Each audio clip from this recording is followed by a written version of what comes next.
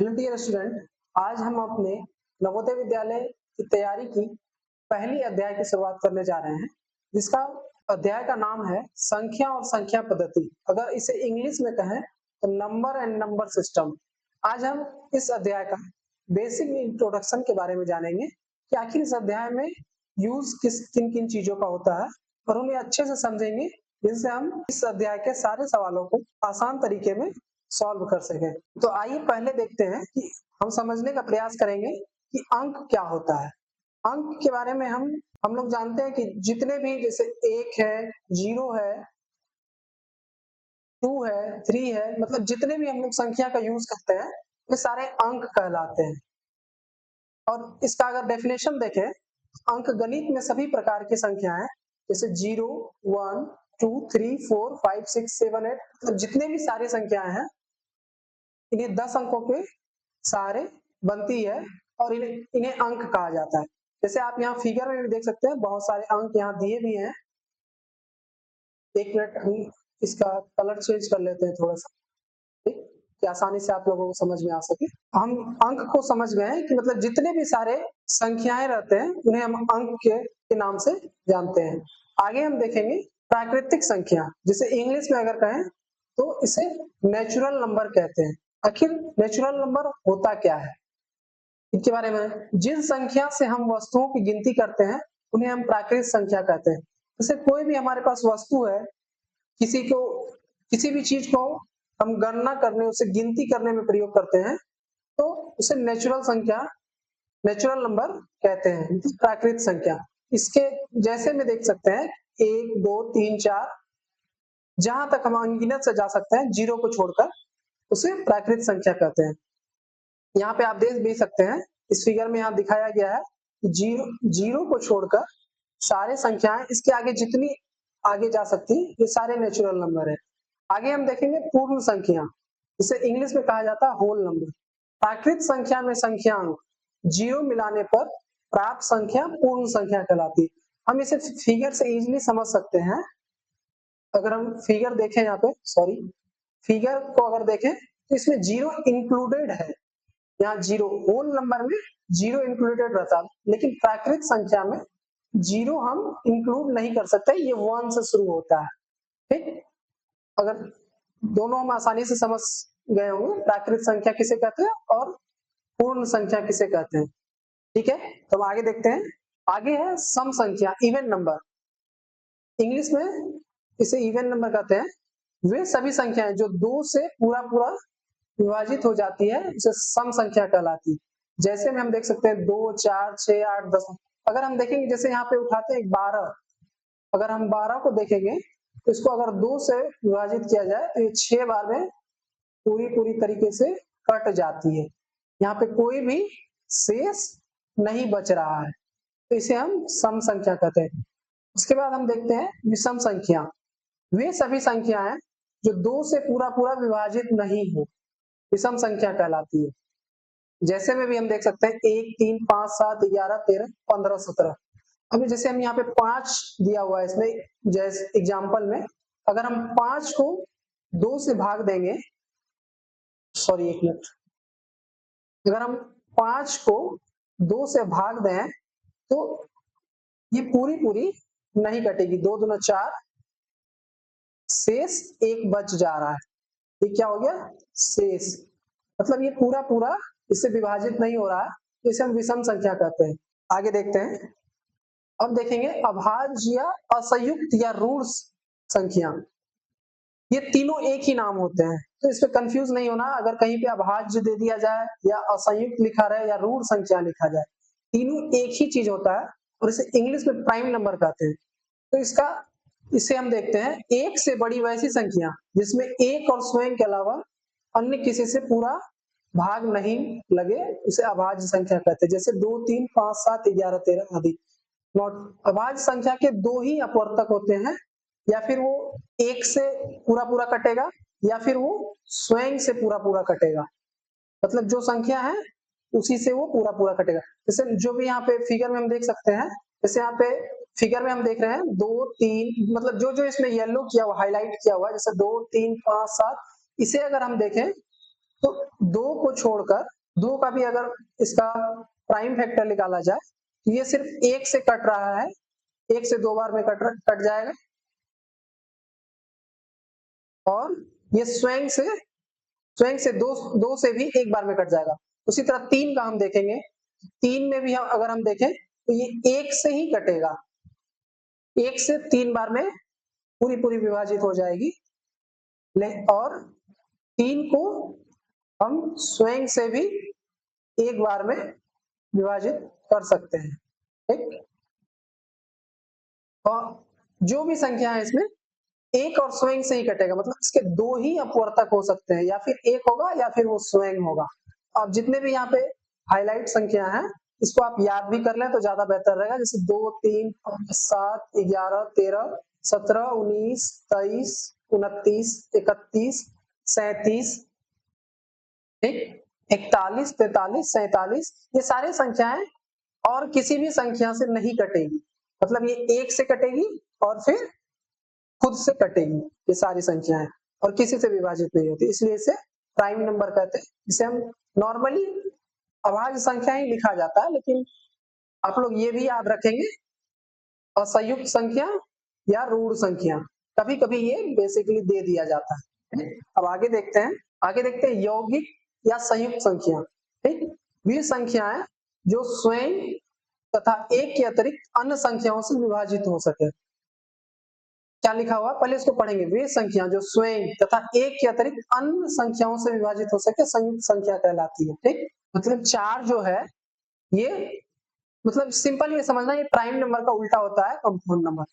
1 से भी कटेगा, 2 से भी कटेगा और 4 से भी कटेगा, मतलब यहाँ इसके 3 अपवर्तक हो जा रहे हैं, 3 से भी अब जैसे 6 को देखते हैं, ठीक, 6 किससे कटेगा, 1 से भी कटेगा, 2 से भी कटेगा, 3 से भी कटेगा और स्वयं 6 से भी कटेगा।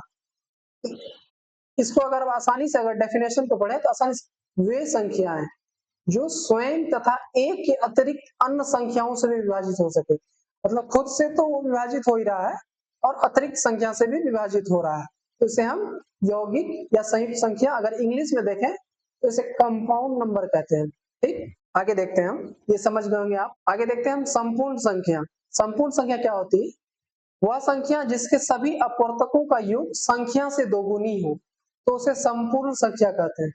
दोबारा अगर पढ़ें, वह संख्या जिसके सभी अपवर्तकों का योग संख्या से दोगुनी हो उसे संपूर्ण संख्या कहते हैं। इसके अपवर्तक जैसे 6 है, 6 किससे किससे कट रहा है, ठीक, 1 से कटेगा, 2 से कटेगा और 3 से कटेगा और 6 से भी कटेगा, ठीक, और तो किसी से नहीं कटेगा। तो अगर इसको हम जोड़ें 6 प्लस 3 प्लस 2 प्लस 1 तो इसका कितना होगा, 6 3 9 तो 11 1 12। देखिए आसानी से हम समझ सकते हैं डेफिनेशन के अनुसार, वह संख्या जिसके सभी अपवर्तकों का योग संख्या से दोगुनी हो तो उसे संपूर्ण संख्या कहते हैं। ये सारे क्या है, इसके 4 अपवर्तक हैं, ठीक, मतलब इन चारों संख्या से 6 को हम आसानी से विभाजित कर सकते हैं। अगर इन चारों संख्याओं को जोड़ा जाए, 6 3 2 1 को जोड़ा जाए तो 12 हो रहा है, ठीक, संख्या कितना है 6, तो क्या है अपवर्तकों का योग, योग मतलब जोड़, संख्या से दोगुनी हो, मतलब जो संख्या दिया हुआ है उससे दोगुना होगा, 6 इंटू 2 12, ठीक। अगर हम देखेंगे यहाँ पे दोनों मैच कर रहा है, इसके अपवर्तकों का जोड़ भी मैच कर रहा है और संख्या का दोगुना वो भी मैच कर रहा है, तो मतलब हम समझ जाएंगे कि संपूर्ण संख्या एक कंप्लीट नंबर है, ठीक। अब आगे देखते हैं हम, आगे क्या है, जुड़वा या यमज आभाज्य संख्या, ट्विन प्राइम नंबर। इसे जुड़वा आभाज्य संख्या इसलिए कहते हैं देखिए इसके बीच में एक ही डिफरेंस रहता है, ठीक। अब जैसे हम देख सकते हैं अभाज्य संख्या के बारे में आप लोग बताएंगे, 1 मिनट हम पहले बता देते हैं, ये अभाज्य संख्या है, ठीक। अगर हम यहाँ पे देखेंगे जिसके बीच में एक डिफरेंस रहेगा उसे जुड़वा, जैसे यहाँ 3 है 5 है, ठीक, 3 और 5 के बीच में कितना डिफरेंस, 1 का ही 4 है, अब 5 है और 7 है, ठीक, तो इसके बीच में कितना डिफरेंस, एक ही डिफरेंस है, तो इसे जुड़वा अभाज्य कहते हैं, ठीक। तो हम इसे देख सकते हैं, जैसे देखिए यहाँ पे 3 है, 5 है, 5 है, 7 है, 11 है, 13 है, 17 है, 19 है। इसी तरह आप देख सकते हैं अभाज्य संख्याओं को वैसा जोड़ो जिनके बीच का अंतर 2 है, ठीक? मतलब एक संख्या का डिफरेंस रहेगा, एक बीच में एक संख्या रहेगा, उसके बाद अगली संख्या, जैसे सबके बीच में देखिए एक संख्या 3 के बाद यहाँ 4 होना चाहिए था, 4 नहीं, 5 के बाद यहाँ 6 होना चाहिए था, 6 नहीं है, सॉरी, एक मिनट, 5 के बाद यहाँ 6 होना चाहिए था, 6 नहीं है, 11 के बाद यहाँ 12 होना चाहिए था, 12 नहीं, 17 के बाद यहाँ 18 होना चाहिए था, 18 नहीं है, ठीक? तो हम ऐसे समझ सकते हैं जिनके बीच में एक संख्या के बाद दूसरी संख्या ना हो, तीसरी संख्या उसे जुड़वावाचक कहते हैं। अंतर इसका 2 होगा। अंतर मतलब क्या होता है? अंतर मतलब घटाव होता है। अगर हम 5 में से 3 को घटाएं तो 2 होगा जुड़वावाचक। सेम 7 में से 5 को घटाएं तो 2 होगा, 13 में से 11 को घटाएं तो 2 होगा, 19 में से 17 को घटाएं तो 2 होगा। तो हम आसानी से देख रहे हैं यहाँ पे सभी के अंतर 2 आते हैं, 2 आ रहे हैं, तो इसे हम जुड़वा अभाज्य कह सकते हैं, ठीक? आगे आप और भी संख्याएं देख सकते हैं, फिगर में दिया हुआ है प्राइम नंबर अभाज्य संख्या, ठीक है? आगे देखते हैं। उसके बाद देख रहे हैं हम पूर्णांक। पूर्णांक किसे कहा जाता है? मतलब नंबर जो है निगेटिव में भी रहता है और पॉजिटिव में। अगर हिंदी में कहें तो ऋणात्मक में भी रहेगा और धनात्मक में भी रहेगा। आसानी से आप पहले हम डेफिनेशन पढ़ते हैं। पूर्ण संख्या एवं ऋणात्मक गिनती की संख्याओं के समुच्च पूर्णांक कहते हैं, जैसे -8, -7, 6, -6, -5, -4, ठीक? आगे बढ़ते जाएंगे -1, ठीक? उसके बाद 0 आ गया। 0 को हम ना ही ऋणात्मक कहते हैं ना ही धनात्मक। इंग्लिश में कहें तो 0 इज आइदर पॉजिटिव और निगेटिव, ठीक? ये पॉजिटिव भी हो सकता है और निगेटिव भी हो सकता है। इसके बाद इधर से ये क्या हो गया? पॉजिटिव नंबर 1, 2, 3, 4, 5 जो भी गिनती की संख्या जहां तक जा सकती है। अगर हम फिगर में इजिली हम देख सकते हैं, यहाँ पे इधर तीर लगा हुआ है, आप आसानी से समझ सकते हैं। इधर -5 के बाद यहाँ पे -6, -7, -8, ठीक? थोड़ा राइटिंग इसमें प्रॉपर बन नहीं रहा है, तो आप धीरे धीरे बनने लगेगा, आप अभी समझ सकते हैं। इधर भी हम अगर देख सकते हैं 6, 7, आगे जहां तक हम जा सकते हैं, ठीक? तो इस जो भी अगर इसमें माइनस लगा हुआ है तो इसे हम निगेटिव नंबर कहते हैं,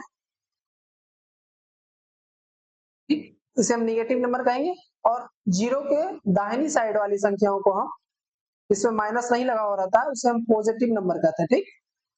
समझ पाएंगे इसमें? आप कोई दिक्कत होगा तो आप कमेंट करके भी बता सकते हैं, मैं कमेंट भी पढ़ता हूँ, आपकी सारी कमेंट पढ़ूंगा, ठीक है? आगे आगे देखते हैं। इसके बाद देखते हैं संयोगी विलोम, एडिटिव इनवर्स। अगर इंग्लिश में देखें तो इसे एडिटिव इनवर्स कहा जाता है। जिन दो संख्याओं का योगफल शून्य हो तो प्रत्येक एक दूसरे का संयोगी विलंब कहलाता है। जैसे 2 का संयोगी विलंब -2 है। आसानी से ये क्या है, अगर आप इसको पूर्णांक को आसानी से समझ गए हैं तो इसे समझने में कोई भी दिक्कत नहीं है, सिंपल है। इसमें हम क्या करना है, इसमें इसका योगफल को शून्य करना है।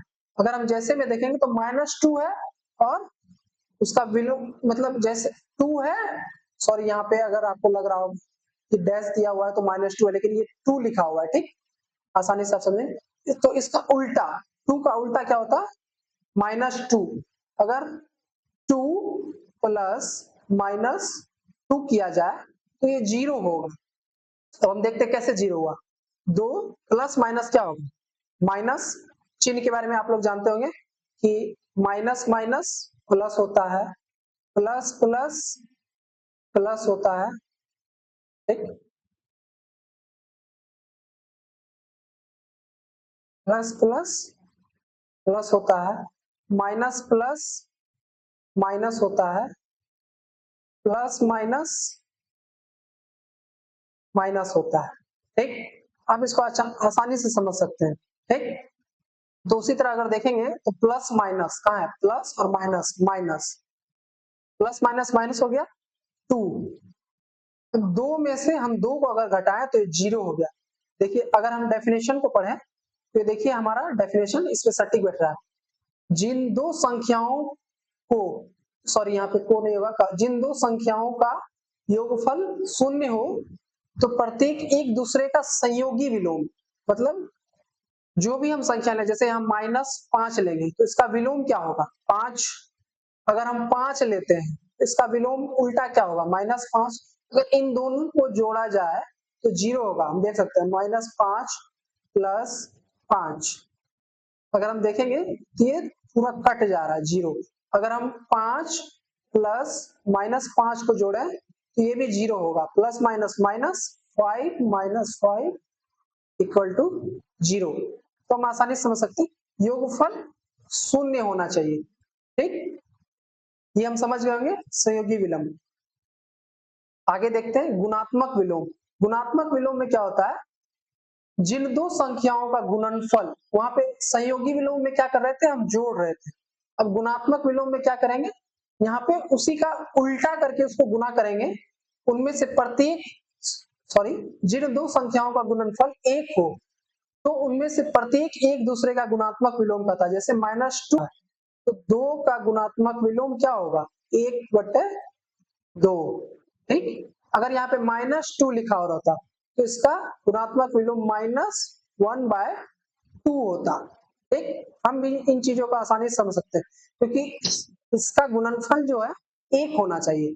अगर 2 गुना 1/2 करें तो 2 से 2 कट जा रहा है, 1 हो रहा है। अगर -2 इंटू -1/2 करें तो 2 से 2 कट गया और माइनस माइनस प्लस हो जाएगा तो ये 1 हो गया। अगर हम देखें तो दोनों का गुणात्मक 1 आ रहा है गुना करने पे, तो इसे हम गुणात्मक विलोम कह सकते हैं। ठीक, समझ गए होंगे, अब कोई कंफ्यूजन नहीं बचा। थोड़ा सा लिखने के कारण इस जगह पे हम भी थोड़ा सा कंफ्यूज हो गए थे, तो आप इन चीजों को समझ सकते हैं। ठीक, कोई दिक्कत नहीं। आगे देखते हैं। अब आगे हमको देखना है स्थानीय मान या आकस्मिक मान। इसे हम, ये बहुत इंपॉर्टेंट चीज है, इसे अच्छे से समझेंगे, जिसे इंग्लिश में प्लेस वैल्यू भी कहते हैं। किसी संख्या में किसी अंक से जो संख्या निरूपित होती है वही उसकी स्थानीय मान कहलाता है। स्थान परिवर्तन से अंकों के स्थानीय मान में परिवर्तन होता है। जैसे 5, 6, 7 को अगर हम देखें में अंक 5, 6, 7 का स्थानीय मान अगर देखें तो अगर हम इकाई, दाई, सैकड़ा सबको जानते होंगे, इकाई, दाई, सैकड़ा, मतलब 5 किसके स्थान पे, सैकड़ा के स्थान पे 500 हो गया। तो 6 किसके स्थान पे है, 60 के स्थान पे, तो ये 60 हो गया। मतलब इकाई दाही के स्थान में है तो 60 हो गया, इकाई के स्थान पे है तो 7 है। ठीक, इसे हम स्थानीय मान भी कहते हैं। ठीक, समझ गए होंगे इसे आप आसानी से, इसमें कोई दिक्कत नहीं है। और इसके जो भी क्वेश्चन आएंगे, क्वेश्चन हम आसानी अच्छे से क्लियर कर देंगे, इससे आपको कोई दिक्कत नहीं होगा। ठीक, आगे देखते हैं अंकित मान या वास्तविक मान। अंकित मान और वास्तविक मान क्या होता है, किसी संख्या का स्वाभाविक मान उसका वास्तविक मान कहलाता है। स्थान परिवर्तन से अंकों का वास्तविक मान में परिवर्तन नहीं होता है। जैसे 576 में अंक 576 का अंकित मान क्रमशः 576 है। अगर हम देखेंगे इसे, अगर आप इनके डेफिनेशन को पढ़ेंगे, किसी संख्या का स्वाभाविक मान उसका वास्तविक मान कहलाता है। जैसे यहाँ पे 6 है तो 6 ही रहेगा। अगर यहाँ दाही के स्थान पे 7 है तो इसे हम 7 ही कहेंगे, या मतलब स्थानीय मान की तरह यहाँ 70 इसे नहीं कह सकते, 70 नहीं कह सकते। ठीक, अगर यहाँ सैकड़ा के स्थान पे 5 है तो इसे हम 5 ही कहेंगे, 500 नहीं कह सकते हैं। ठीक है, तो इसे अंकित मान या वास्तविक मान कहते हैं। मतलब जो वैल्यू रहेगा एज इट इज हम वही कहेंगे, इसमें कोई चेंज नहीं होता है। आगे देखते हैं। अब ये भी एक बहुत इंपॉर्टेंट चीज है जिसे हम बड़ी संख्या ग्रेटेस्ट नंबर और छोटी संख्या स्मॉलेस्ट नंबर के नाम से जानते हैं। तो हम जाने कि बड़ी संख्या क्या होती है, छोटी संख्या क्या होती है। अगर कोई बोल देगा कि हमें 10 अंकों की बड़ी संख्या ज्ञात करनी है, ठीक, तो हम आसानी से निकाल सकते हैं अगर आप इसे समझ आएंगे। जैसे यहाँ पे क्या लिखा, एक अंक की सबसे बड़ी संख्या है। अगर हम काउंटिंग में समझने का प्रयास करेंगे, 1, 2, 3, 4, 5, 6, 7, 8, 9, ये सारी संख्या क्या है? एक अंक की संख्या। अगर 9 के बाद अगर हम 10 को देखें तो 10 क्या है? 2 अंक की संख्या बन जा रही है, ठीक? सॉरी, 10 क्या है यहाँ पे? 2 अंकों की संख्या बन जा रही है। तो हमसे यहाँ पे क्या पूछा है? एक अंक की सबसे बड़ी संख्या। एक अंक की सबसे बड़ी संख्या हम क्या कर सकते हैं? अगर यहाँ देखें, एक छोटा है, 2 उससे बड़ा, 1 से बड़ा है, 2 से बड़ा 3 है, तो एक अंक की सबसे बड़ी संख्या क्या होगी? मतलब 2 अंकों की छोटी संख्या के पहले एक अंक की बड़ी संख्या होती है। तो 9 को हम एक अंक की बड़ी संख्या कह सकते हैं। तो आसानी से समझ सकते हैं, अगर 2 अंकों की बड़ी संख्या पूछा जाए तो 99 होता है। क्यों? कि 99 के बाद क्या होता है? 100। 100 क्या है? ये 3 अंक की संख्या हो गई। तो हमें क्या ध्यान रखना है? 3 अंक की छोटी संख्या, 3 अंक की सबसे छोटी संख्या से एक पहले हमारी 2 अंक की बड़ी संख्या होगी। सॉरी, 2 अंक की बड़ी संख्या होगी। फिर 2 अंक की बड़ी संख्या क्या है यहाँ पे? 99। इसी तरह अगर 3 अंक का पूछा जाए तो 3,999 लिख सकते हैं। अगर 4 अंक का पूछा जाए, मतलब 4 अंक, तो इसे 49 कह सकते हैं। 5 अंक का पूछा जाए तो 59 लिख सकते हैं, ठीक? इसमें कोई दिक्कत नहीं। जितने अंक का पूछा जाए उतने 9 लिख सकते हैं, ठीक है? इसमें कोई दिक्कत नहीं है। 5, 6, 2005, ठीक है? ये 6 अंक की भी हम लिख सकते हैं। इसके आगे आप जहां तक लिख सकते हैं, कोई दिक्कत नहीं। आगे हम छोटी संख्या को समझ सकते हैं। अब यहाँ पे पूछा गया है कि एक अंक की सबसे छोटी संख्या क्या होती है? इसमें हम आसानी से समझ सकते हैं। एक अंक हमारे पास सबसे छोटी संख्या क्या है? 1। बड़ी संख्या तो एक अंक की सबसे 9 थी, हमने बड़ी संख्या को देख लिया। छोटी संख्या क्या है? 1, ठीक? और अगर हमसे इससे एक अंक से ज्यादा का पूछा जाए तो यहाँ से आप आसानी से समझ सकते हैं, 9 के बाद क्या होगा? 10। तो ये क्या है? 2 अंकों की सबसे छोटी संख्या है, ठीक? तो यहाँ पे आप देख सकते हैं 2 अंकों की सबसे छोटी संख्या 10 है। अगर 3 अंकों की पूछा जाए, एक जीरो एक्स्ट्रा बढ़ा दें। अगर 4 अंक का पूछा जाए तो इसी में 1, 2, 3 हो गया, इसमें 3 जीरो दे देंगे। अगर इसमें 5 अंक का पूछा जाए, एक पे 4 जीरो, 1, 2, 3, 4 जीरो को हम दे सकते हैं यहाँ पे आसानी से। इसमें कोई दिक्कत नहीं, ठीक? आसानी से हम समझ, जितने अंक का पूछा जाएगा उतने अंक अपना शुरू में 1 लिखना है, उसके बाद उतने जीरो उस पे पुट कर देना है, ठीक? आसानी से हम समझ सकते हैं, इसमें कोई दिक्कत नहीं है। आगे देखते हैं, आगे क्या है? ये रोमन संख्या है, ठीक? इसे भी हमें पूरे अच्छे तरीके से याद करना है और पता रहना चाहिए कि किससे क्या लिखते हैं। जैसे हम देख सकते हैं, एक को इस तरीके से लिखा जाता है, मतलब पूरा फिगर में दिया हुआ, आप आसानी से समझ भी सकते हैं।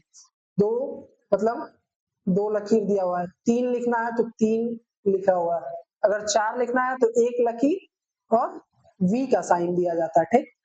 इस तरीके से हम समझ सकते हैं, ठीक? आगे देखेंगे किस प्रकार से लिखना है, इसकी विशेषताओं को समझ सकते हैं, ठीक? अगर I लिखा हुआ है तो 1 होगा, X लिखा हुआ है तो 10 होगा, C लिखा हुआ है तो 100 होगा, M लिखा हुआ है तो 1000, मतलब 1000 होगा। संकेत दोहराए जाते हैं, किंतु अधिक से अधिक 3 बार। मतलब किसी भी हम अगर इसके सिंबल को लिखें, अगर हिंदी में बोले तो संकेत को लिखें, तो 3 बार तक ही लिख सकते हैं। इस स्थिति में उनका मान उनके योगफल के बराबर होता है। अगर हम 3 बार तक लिख सकते हैं, जैसे 1 1 1, इसे हम जोड़ेंगे तो 1 2 3, 3 को हम रोमन में इस तरीके से लिख सकते हैं, ठीक ना? जैसे यहाँ पे देखिए दिया हुआ एग्जांपल में भी 1 का 1 है, अगर 2 है तो 1 1 जोड़ क्या है? योग की स्थिति में आ गया, योगफल के बराबर 1 1 2 हो गया। उसके बाद x x 10 है, 10 प्लस 10 क्या हो गया? 20। उसी तरह c c है, c का मान कितना होता है? 100, तो 100 प्लस 100 कितना हो गया? 200। x का मान कितना होता है? 10। इसे हम आसानी से समझ सकते हैं, c के बारे में हम बताएं 100, m के बारे में 1000। अगर 2 m दे दिया जाए तो 1000 प्लस 1000 कितना हो गया? 2000। आसानी से समझ सकते हैं, ये सब बेसिक चीजें आप लोग जानते भी होंगे, 3-4 क्लास में पढ़े भी होंगे, ठीक? ऐसे कोई हार्ड है भी नहीं। आगे देखते हैं, अब यहाँ पे हम देख सकते हैं दूसरा क्या है, दूसरी विशेषताएं में अगर देखें किस प्रकार से इसके संकेत दोहराया जाए। जैसे V को हम क्या लिखते हैं? 5, ठीक?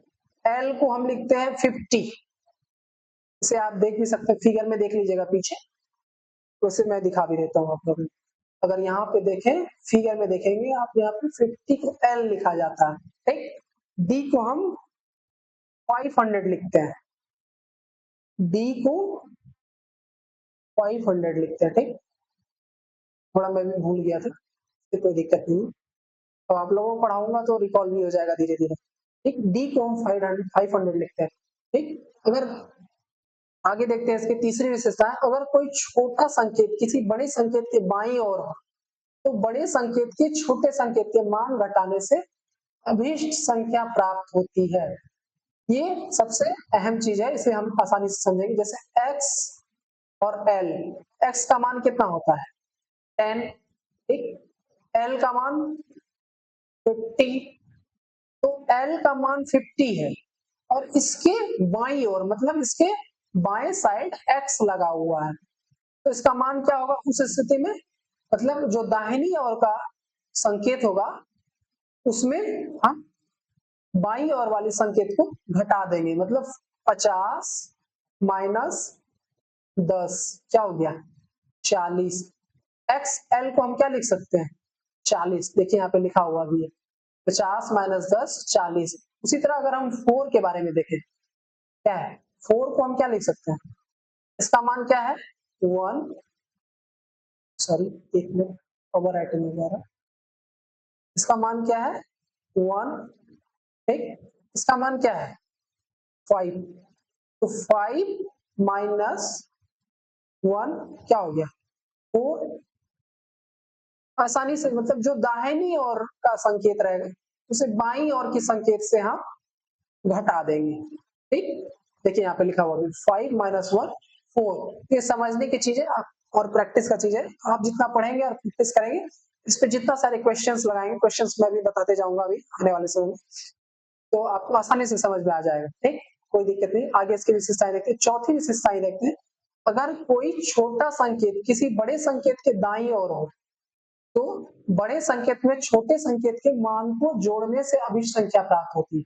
अगर हम एग्जांपल लें एल एक्स, पहले उधर क्या लिखा हुआ था एक्स एल, अभी क्या लिखा हुआ है एल और एक्स। एल का मान कितना होता है 50, एक्स का मान कितना होता है 10, ठीक। तो अगर दाईं और छोटी संख्या लगा हुआ है तो हम इसे जोड़ देंगे, मतलब 50 जोड़ 10 कितना हो गया 60। तो 60 को हम रोमन में कैसे लिखेंगे एल और एक्स, ठीक। आप लोग ज्यादा टेंशन में लें, थोड़ा वीडियो लंबी होगी, पहली वाली वीडियो है। अगर हम बेसिक को समझ जाए तो हमें सवाल में दिक्कत नहीं होगी, सवाल आप आसानी से समझ जाएंगे। लेकिन वीडियो को स्किप नहीं करना, अगर आप नहीं समझ रहे तो पीछे करके भी देख सकते हैं। अगर आप हमारी आवाज आपको स्लो लग रही है तो आप यूट्यूब में ये फंक्शन भी है कि आप हमारी वीडियो के स्पीड को बढ़ा भी सकते हैं, ठीक। तो उससे कोई दिक्कत नहीं है, आप बढ़ा सकते हैं, स्पीड करके भी देख सकते हैं जैसे आपको समझ में आए, जिससे आप आसानी से समझ जाए, ठीक। अब देख रहे हैं आप, आगे देखते हैं इसकी विशेषताएं। t को मात्र v तथा x से, x को मात्र l तथा c से और c को d तथा m से ही घटाया जा सकता है, v l d को घटाया नहीं जा सकता है, ठीक।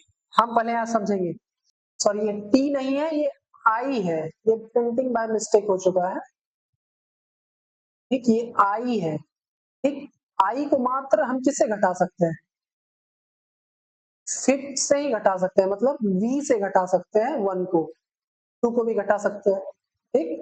2 को नहीं घटा सकते, ऐसा नहीं होगा। अगर हम 5, अगर हम यहाँ पे देखें तो 5 माइनस 2 करेंगे तो ये 3 होता है, 3 तो हम इजिली लिख सकते हैं, तो यहाँ पे 2 घटाने का कोई मतलब ही नहीं है, ठीक। तो इसलिए हम 1 को ही घटा सकते हैं। उसी तरह हम आगे देखेंगे v तथा x, मतलब i को मात्र v और x से घटा सकते हैं। अगर इसके आगे जैसे 4 लिखना है तो हमें i और v लिखेंगे, ठीक। अगर यहाँ पे 9 लिखना है तो 9 के लिए हम क्या लिख सकते हैं x और i, मतलब i और x, इसका वैल्यू क्या हो 9, ठीक। हम पहले पढ़ चुके हैं कि ये इसका वैल्यू होगा 10, इसका हो गया 1, इसे हम समझ जाएंगे 10 घटा माइनस 1 9, तो 9 को हम रोमन में लिखेंगे I और X, ठीक, समझ गए होंगे, हमें नहीं लगता कि कोई दिक्कत आ रही होगी। और आगे हम इसी तरह समझाएंगे, x को l से घटा सकते हैं, l किसका संकेत है, 50 का x 10 का, तो l 50 में 10 घटाएंगे तो 40 हो जाएगा, तो 40 को हम x l x और l भी लिख सकते हैं। उसी तरह c से भी घटा सकते हैं x को, तो c मतलब x और c लिखेंगे तो इसका वैल्यू कितना हो जाएगा 90। उसी तरह C को D तथा M से ही घटाया जा सकता है, C का वैल्यू कितना होता है 100, 100 को हम किसे किसे घटा सकते हैं, D से घटा सकते हैं, मतलब C और D अगर हम लिख दिए तो इसका वैल्यू कितना हो जाएगा 400। उसी तरह C और अगर M लिख देंगे तो इसका वैल्यू कितना हो जाएगा 900, ठीक, ये आसानी से समझ सकते हैं, ये ज्यादा कठिन भी नहीं। और आगे की विशेषताएं, इसकी छठी विशेषताएं देखते हैं, ये भी थोड़ा इंपॉर्टेंट है। यदि किसी संख्या के ऊपर एक सीधी रेखा खींच दी जाए तो उस संख्या का मान 1000 गुना बढ़ जाता है अगर हम x पे बार लगा दें, ठीक, इसे हम बार बोलते हैं, ठीक, सीधी रेखा खींच दी जाए x के ऊपर, अगर सीधी रेखा खींच दें तो इसका वैल्यू कितना हो जाएगा 1000 गुना बढ़ जाएगा, मतलब x का वैल्यू कितना होता है, x का वैल्यू कितना होगा 10, इसमें 1000 गुना इसका वैल्यू बढ़ गया, 1000 में कितना हो जाएगा, 1000 से इसको गुना कर देंगे तो कितना हो गया, 1 पे 3 1 4 40 1 2 3 4, देखेंगे आप आसानी से समझ सकते हैं, मतलब इंग्लिश में लिखा हुआ है आप ओवर लाइन, इसके ऊपर हम x के ऊपर इस तरह भी दे सकते हैं। उसी तरह 5 v लिखा हुआ है, अगर हम v के ऊपर बार लगा दें तो इसका वैल्यू कितना हो जाएगा 1000 गुना बढ़ जाता है, तो 1000 से हम गुना कर देंगे, ठीक, अगर हम इसे देखें तो 5 गुना अगर हम 1000 करते हैं तो कितना हो जाएगा इसका वैल्यू 5000, ठीक, यहाँ पे हम देख सकते हैं आसानी से, कोई दिक्कत नहीं, ये बहुत इजी चीज है, आप आसानी से समझ भी सकते हैं, ठीक ना। आगे देखते हैं विभाजकता संबंधी नियम, हमें लगता है इस चैप्टर का सबसे इंपॉर्टेंट चीज है ये, ठीक, इसे हमको अच्छी तरीके से याद कर लेना, ये हर एक चैप्टर में याद आएगा, मतलब इसका उपयोग किया जाता है। पहले हम समझ सकते हैं 2 का विभाजकता का नियम, ठीक, डिविजिबिलिटी लॉ ऑफ 2, इसे हम अगर इसकी डेफिनेशन को पढ़ें तो आसानी से हम समझ सकते हैं, जिस संख्या के इकाई स्थान पर 0 2 4 6 8 में से कोई एक संख्या हो वह संख्या 2 से पूर्णतः विभाजित होगी, जैसे 20 है, 246 है, 3678 है, 7894 है। अगर हम इसका इकाई के स्थान पर देखें, क्या बोल रहे हैं, इकाई स्थान पर 0 2 4 6 8 में से कोई एक होना चाहिए, 0 इसके स्थान पर अगर 0 है तो 2 से ये पूर्णतः विभाजित हो जाएगी, देखेंगे 2 20 है, अगर इसे हम 2 से विभाजित करें तो ये 10 बार में पूरा पूरा कट जाएगा, इसमें कोई भी शेष नहीं बचेगा। उसी तरह 246 है, अगर इसमें हम 2 से भाग दें, 2 से एक बार में 2 कट गया, ठीक, ऊपर से 4 उतारेंगे तो 2 बार में ये 4 भी कट जाएगा, ठीक, ऊपर से फिर हम 6 उतारेंगे तो ये 3 बार में 6 भी कट जाएगा, ठीक, तो यहाँ पे कोई भी शेष नहीं बच रहा, मतलब शेष 0 हो रहा है, तो ये क्या हो रहा है 2 से पूरा पूरा विभाजित हो जा रहा है। हमको ये याद रखना है, जिसके इकाई स्थान पे 0 हो, 2 हो, 4 हो, 6 हो, 8 हो, देखने के साथ ही हम समझ जाएंगे कि ये संख्या 2 से विभाजित हो जाएगी, ठीक, आगे की संख्या को समझ सकते हैं। 3 का विभाजकता नियम, डिविजिबिलिटी लॉ ऑफ 3, जिस संख्या के सभी अंकों के योग 3 से विभाजित हो तो वह संख्या 3 से पूर्णतः विभाजित होगी, ठीक, ये इजिली हम समझ सकते हैं।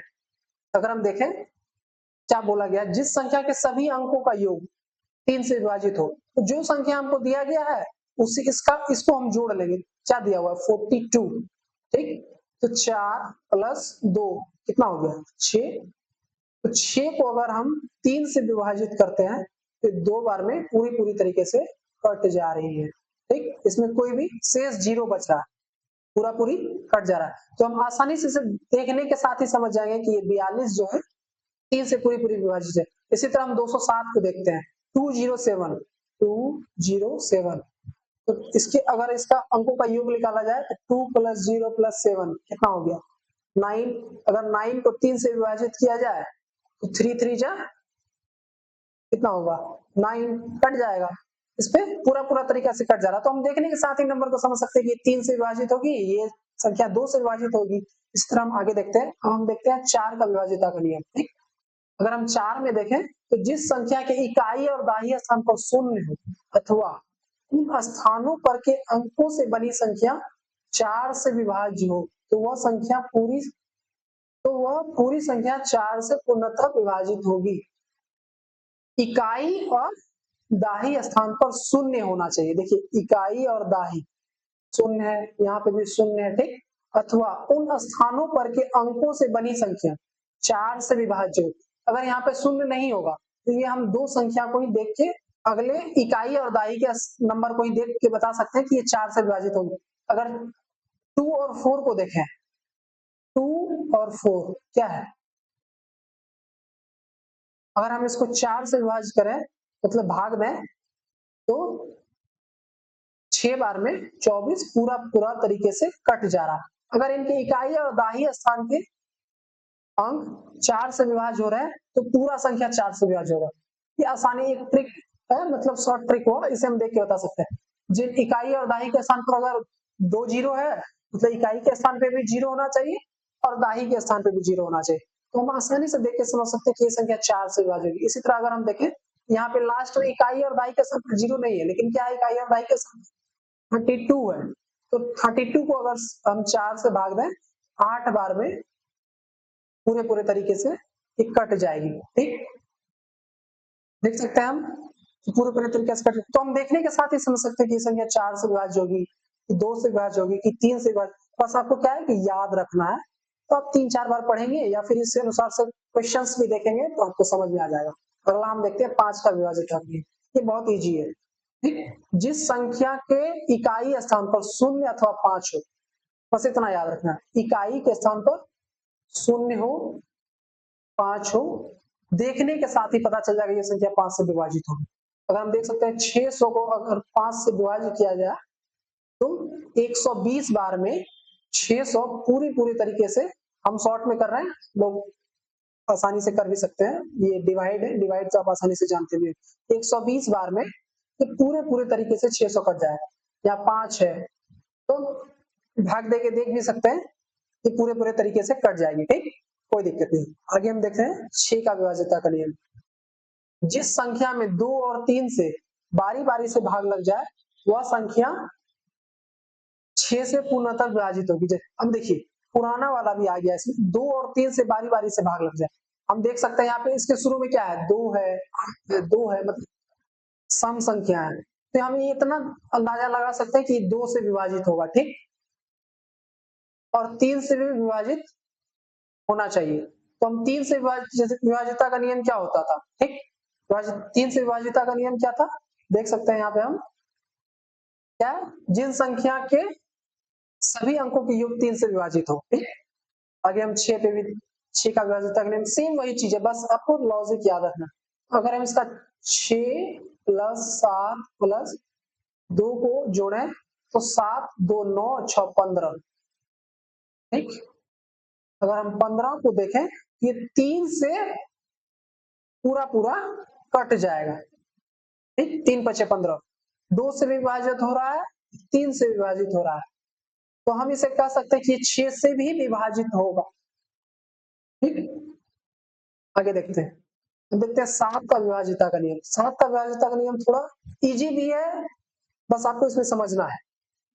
समझना क्या है, समान 6 अंकों की पुनरावृत्ति, सॉरी 1 मिनट, 6 अंकों की पुनरावृत्ति। पुनरावृत्ति मतलब होता है एक संख्या को बार लिखा जाए। समान 6 अंकों की संख्या, 6 अंकों की पुनरावृत्ति से बनी संख्या 7 से पूर्णतः विभाजित हुई। अगर हम देखें तो यहाँ पे 6 ही है, तो 6 को कितनी बार लिखा गया है, 6 बार लिखा गया, 2 2 4 2 6, मतलब सेम संख्या को अगर हम 6 बार लिखा हुआ होगा कहीं पे भी तो हम आसानी से उसे देख के समझ सकते हैं कि ये संख्या 7 से विभाजित हो गई। यहाँ पे भी देख सकते हैं 2 2 4 2 6, ये संख्या भी आसानी से 7 से विभाजित होगी। ठीक, अब हम देख रहे हैं 2 अंकों वाली संख्या के लिए क्या करते हैं, इसका एक फॉर्मूला होता है। ठीक, ये फॉर्मूला को आपको याद रखना पड़ेगा। यदि 3 गुना दाही का अंक जोड़ इकाई का अंक का हल 7 से विभाजित हो तो वह संख्या 7 से पूर्णतः विभाजित होगी। जैसे क्या 21 है, 21 को तो हम यहाँ पुनरावृत्ति भी नहीं हो रहा है इस संख्या में, तो हम अंदाज नहीं लगा सकते कि ये 7 से विभाजित होगा या नहीं होगा। तो इसका एक फॉर्मूला होता है, मतलब 3 इंटू इसके दाही का अंक क्या, 21 का दाही, 21 संख्या, इसके इकाई का अंक 1 है, दाही का अंक क्या है 2, 3 इंटू मतलब गुना दाही का अंक कितना है 2, जोड़ इकाई का अंक, यहाँ देखिए लिखा हुआ इकाई का अंक। ठीक, इकाई का अंक कितना है 1, 3 इंटू 2 कितना हो गया 6 प्लस 1 कितना हो गया 7। अगर हम 7 को देखो तो 7 स्वयं से कट जा रहा है, तो आसानी से हम इस फॉर्मूला के अनुसार से हम जान सकते हैं कि कौन सी संख्या 7 से विभाजित होगी और कौन सी संख्या 7 से विभाजित नहीं होगी। ठीक, आगे हम देख रहे हैं 3 या 3 से अधिक अंकों वाली संख्या के लिए इसका भी एक फॉर्मूला है, मतलब T0 प्लस 2H। यदि दाही का अंक इकाई का अंक जैसे 4, 9, 7 है, अगर इसको हम फॉर्मूले के अनुसार से अगर देखें तो इसे आप आसानी से समझ सकते हैं। क्या है दाही का अंक, इकाई दाही 9, इकाई का अंक क्या है 7। ठीक, उसके बाद क्या है जोड़, क्या है 2 इंटू सैकड़े का अंक, यहाँ क्या है सैकड़े का अंक, सैकड़ा का अंक, सैकड़ा का अंक इसमें क्या है इकाई दाही सैकड़ा, तो 4 सैकड़े का अंक का हल 7 से विभाजित हो तो दी गई संख्या 7 से पूर्णतः विभाजित होगी। अगर 3 अंकों की संख्या, जैसे यहाँ पे इसे हम समझ सकते हैं 97, 4 टू जा 8, तो 97 प्लस 8 105। अगर हम 105 को अगर 7 से भाग दें तो ये देखिएगा पूरी तरीके से आसानी से कट जाएगा। 7 से एक बार में 3, इसके बाद 5 आया ऊपर से, 5 बार में 35, पूरा कट गया। तो 105 जो है 7 से पूरा तरीका से आसानी से कट जा रहा है, तो इसे हम समझ सकते हैं कि ये भी संख्या 7 से पूरा विभाजित होगी। इसी तरह उसके बाद क्या है 8 का विभाजकता का नियम। ठीक, जिस संख्या के इकाई दाई तथा सैकड़ा के स्थान शून्य हो अथवा उन स्थानों पर के अंकों से बनी संख्या 8 से विभाजित हो, दी गई संख्या, सॉरी यहाँ पे ये 1 नहीं होगा, 8 से पूर्णतः विभाजित होगी। जैसे 1000, 2168, अगर हम इसे देखें इसके इकाई दाई और सैकड़ा के स्थान पर क्या है 8 है।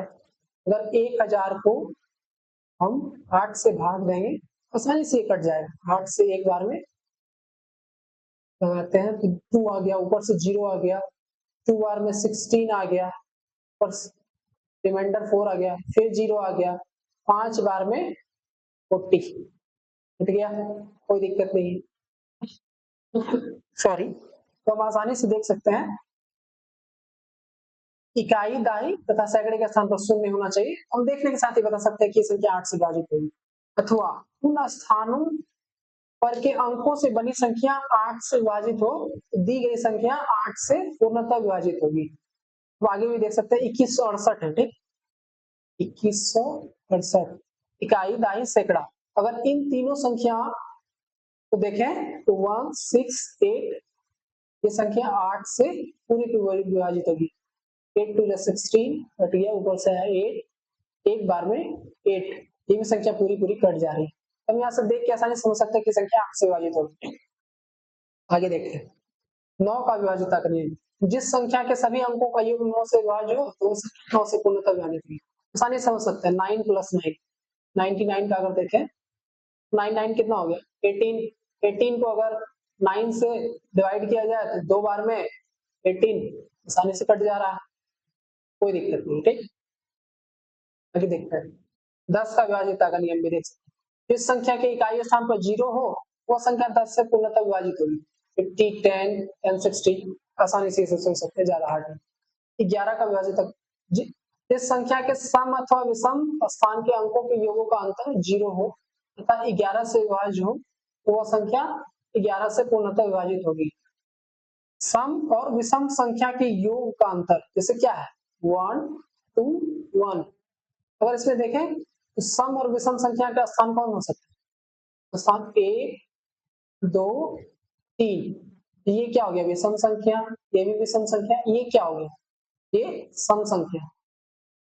ठीक, सम संख्या। अगर इन दोनों का जोड़ निकाला जाए क्या है सम अथवा विषम संख्या के स्थानों पर के योगों का अंतर, इन चीजों को समझना है।